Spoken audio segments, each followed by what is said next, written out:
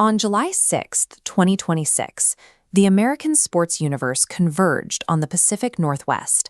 Seattle was hosting the knockout stage of the FIFA Men's World Cup. This chart shows the massive projections pushed by the city's tourism board. They estimated an influx of 750,000 visitors, generating nearly $1 billion in local economic activity, completely dwarfing a typical summer tourist season. Inside the stadium walls, expectations were matched. Under manager Mauricio Pochettino, this roster was expected to finally announce the United States as a true global soccer power. Thousands of fans flooded the streets in red, white, and blue, expecting to witness a historic athletic triumph. The city engineered this day to be the ultimate marriage of local capitalism and athletic glory.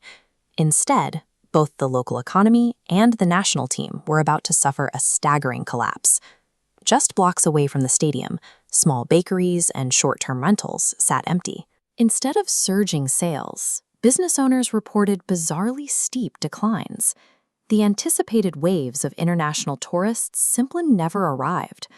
The US-Israeli war on Iran and new international travel bans and aggressive border enforcement policies under Donald Trump forced reliable demographics, including Canadian visitors, to steer clear of the city.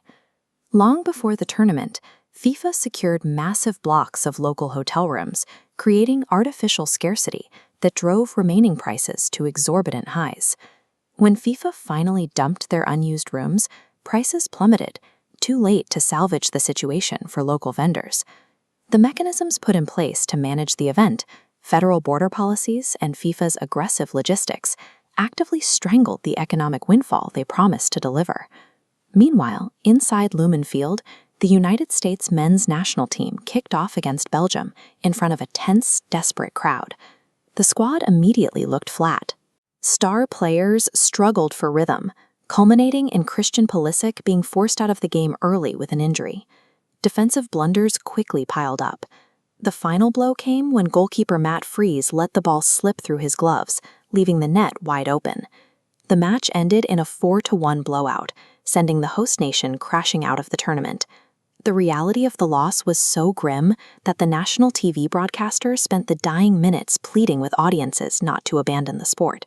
A highly hyped, heavily funded system completely crumbled the exact moment it faced real-world pressure. The team's athletic breakdown perfectly mirrored the city's economic failure in real time. In the days that followed, the hangover settled in. Prime waterfront attractions like the Seattle Aquarium reported strange dips in attendance. Local businesses were left holding the bag, and fans nursed a familiar athletic heartbreak.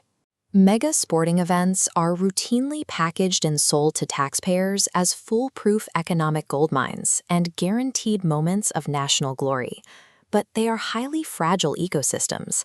Their success requires a perfect alignment of massive global variables, from international diplomacy to corporate logistics, all operating flawlessly. Seattle's 2026 World Cup experience proved a painful lesson. No amount of local hype or civic planning can protect a host city from the whims of geopolitics, corporate organizing greed, and the unpredictable, unforgiving bounce of a soccer ball.